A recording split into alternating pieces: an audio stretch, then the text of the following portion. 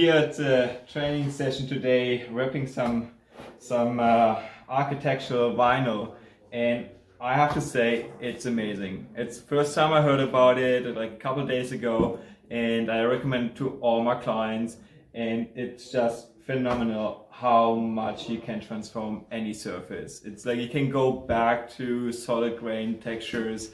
Like, I'm fascinated by it. We could do cabinet doors, we did like curves, we even could do sinks, and it's so much fun to work with it. I really like it.